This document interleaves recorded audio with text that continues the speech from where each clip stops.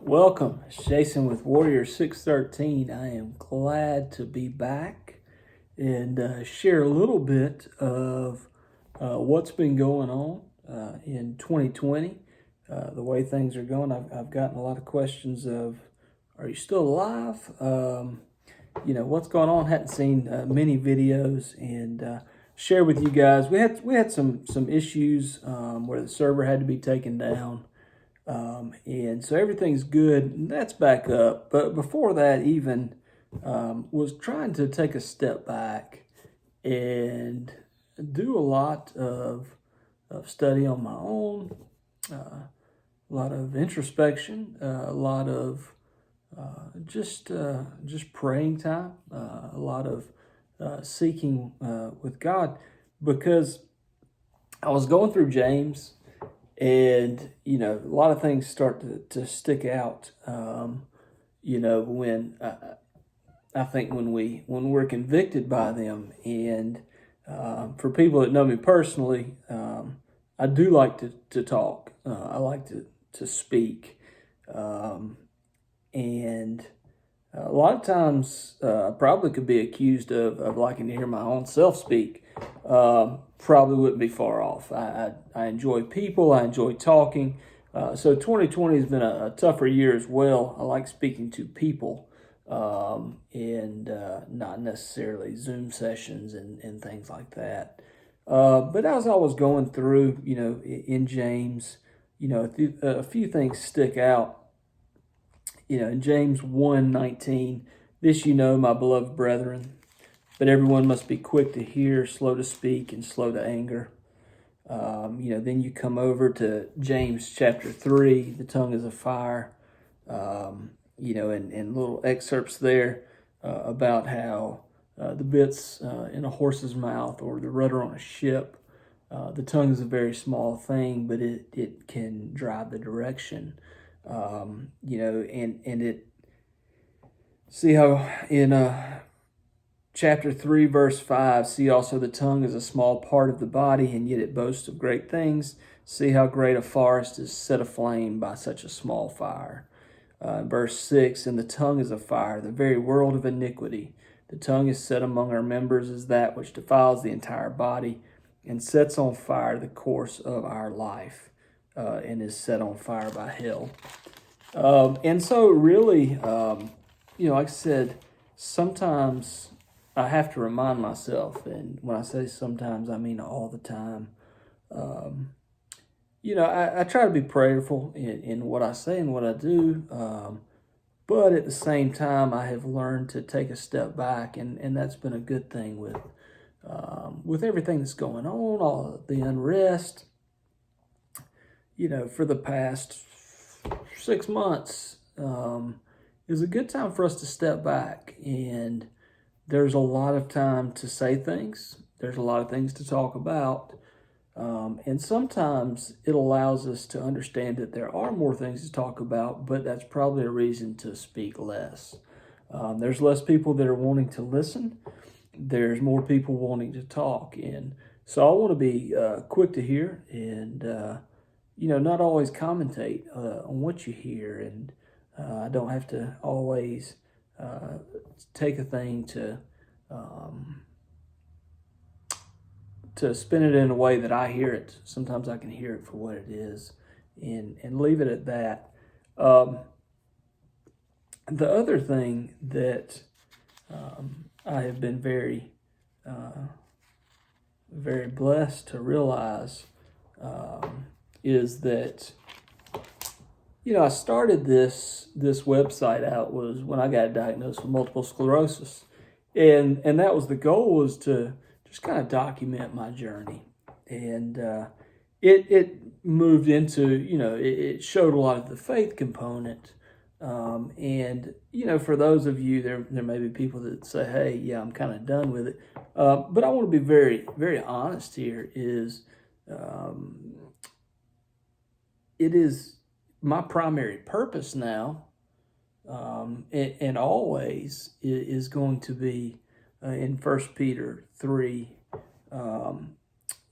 verse 15. But sanctify Christ as Lord in your hearts, always being ready to make a defense to everyone who asks you to give an account for the hope that is in you, yet with gentleness and reverence. And I like talking to people. I like providing why I have hope. I've struggled over the years, and I'll be honest with you, it's probably gotten worse over the last 6 months. I think that the less you get to speak to people and the more you hear people complain about different things, you get tired of it from a personal standpoint, and the gentleness and reverence start to disappear. And so that's what I'm very thankful for during this time, is that it's allowed me to really look into how do I abide by His word. Here it is in 1 Peter 3:15. But sanctify Christ as Lord in your hearts, always being ready to make a defense to everyone who asks you to give an account for the hope that is in you, yet with gentleness and reverence. I'm going to be completely honest. One of the things that I can say with that is 2020 has not been that trying of a time for me, just to be honest with you, because it's the unknown. There's people are scared to death that something's going to happen tomorrow or next day, or what if I get this, or what if I get that? I just thank my Lord and Savior Jesus Christ that would have crippled me. No pun intended. That would have crippled me, in 2013, to have that many things just rapidly just going.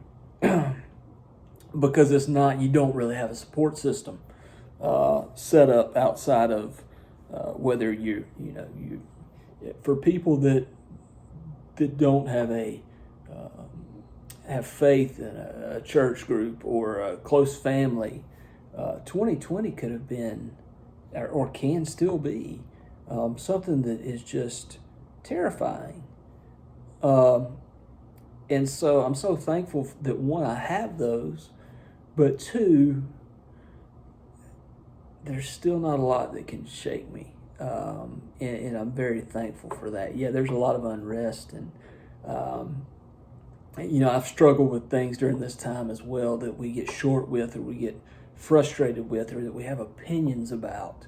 And I have lots of opinions right now, I can promise you that.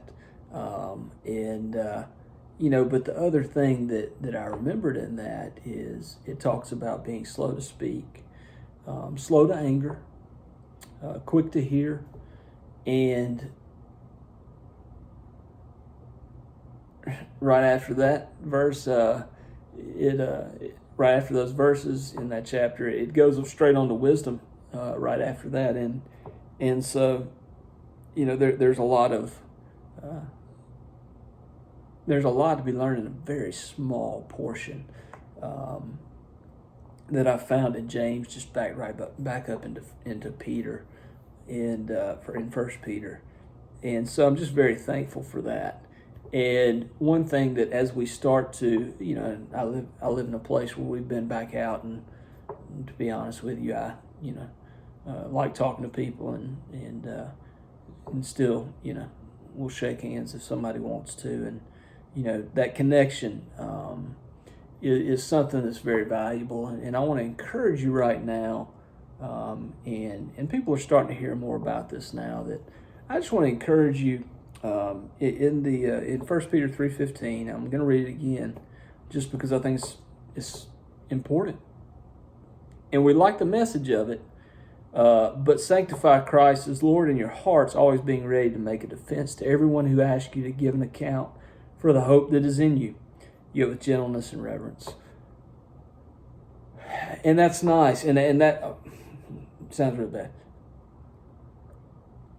Be ready to give an account, to give the reason for your hope.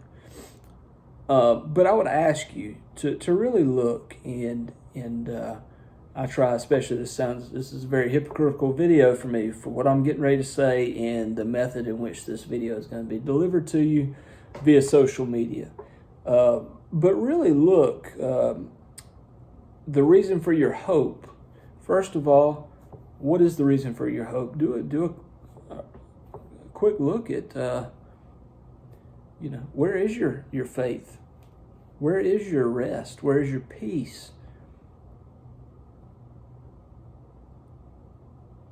If you're not at peace right now, really look. Do you have that? Do you have Christ with you?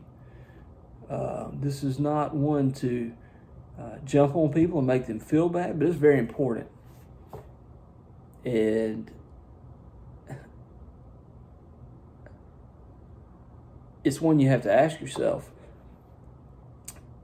If you do have that hope, what percentage of your conversations about why you have that hope are only on social media? What happened if Facebook shut down tomorrow? You couldn't put anything else. Would that take 100% of your reasons for hope? Would that take it away? Are you even doing your own reasons for hope? Or is it just a quick share of everything? Now, I know, feel free, scroll through my social media. I like to share things too. But I'm challenging myself with this. And, sometimes people will run away and it's easy to get away from me. I'm in a wheelchair.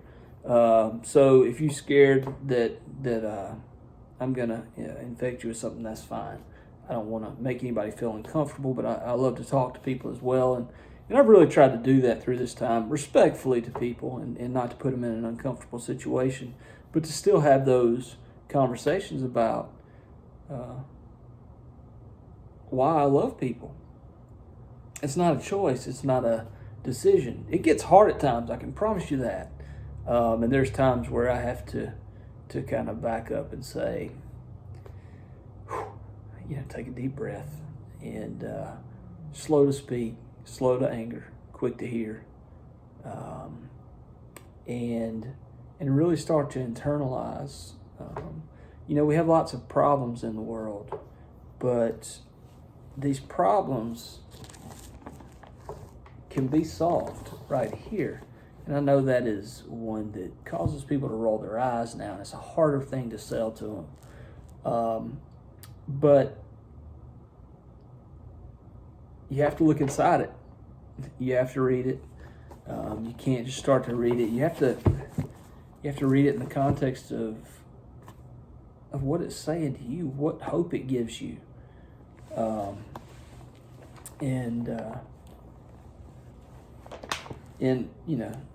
As in, I think it's in Acts 8, when Philip's talking to the eunuch and asking him if he understands what he's reading in Isaiah.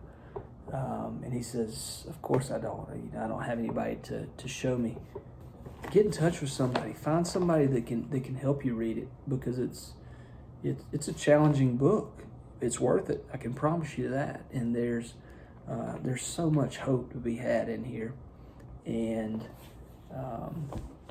it's one of those things that I can go ahead and say this right now, and I will come back on here with the updates after I have them. At the end of 2020, one of the very last things that I will do is I will get my updated scans for my MS to just kind of see how everything is going. And if it goes like what we've seen in everything else for 2020, could be a rocky read and a rocky report. And I say that with smile and love and hope, regardless, because there is not a single report that can come back. There's not a single thing that I could find out. There's not a single thing that could happen in 2020. There are things that I want to happen. There are things that I want to happen in 2021. There's things that I want to happen in 2022. I have a family and so on and so forth. But my happiness and my hope does not rest in that. So I am so glad to be back. And that's one of the things that I have done, and reasons that I have taken this off, is to really get my priorities in perspective for what I hope to accomplish here. This needs to be for